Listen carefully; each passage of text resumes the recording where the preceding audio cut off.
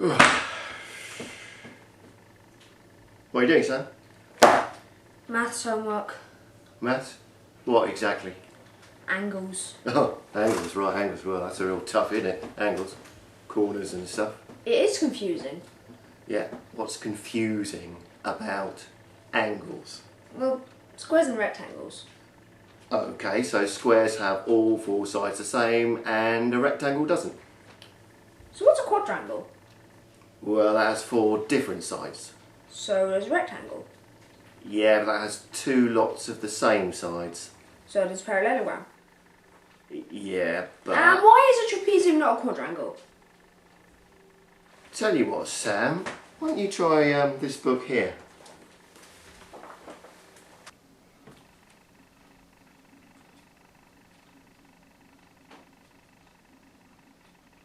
It's a short book. Yeah, it is actually, yeah. What do you reckon? Bit like angles, is it? Well, it's a bit basic. What? I mean, you've got the Bernoulli equation and fluid physics and stuff like that for all the head loss calculations, and you've got a little bit on flow and open channels as well, although there's loads of approximations in producing some of those equations. I can't see anything here on pump design and pump curves for pump selection. So how are you actually going to specify pumps for a full treatment scheme?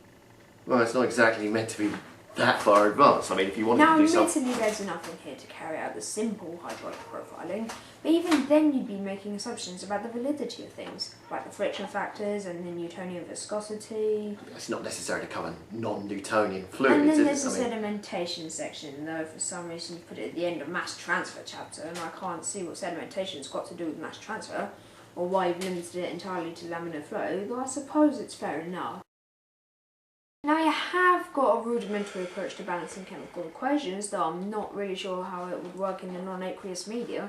Yeah, but it is only meant to be for water. And also, although you do provide the equations for 0 and second order kinetics in the following chapter, all the examples provided seem to be for first order kinetics. Yeah, now, the reason for that Though there's is that... nothing wrong with that, I suppose, because the course of theory plug flow reactors is based on the same equation pretty much. I still think you could have made it a bit more advanced by including a few obvious examples of 0 and second order kinetic equations.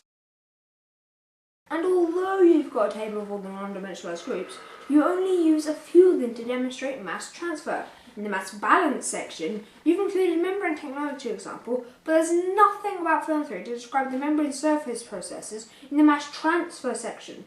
And by the way, you could have talked about concentration and polarization.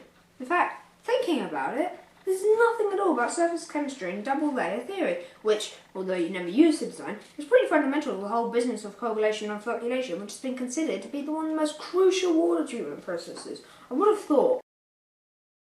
So then there's the issue of microbiology, where you have the microorganisms life cycle described that only applies to a batch process, and most processes are continuous, although you do cover continuous processes in the reactor theory section. But the whole description of biokinetics is pretty basic in any case, isn't it? Tell you what, Sam, let's have a look at this maths book of yours. Yeah, angles, wasn't it? Yeah, angles. It's a parallelogram there. Yeah. A quadrangle.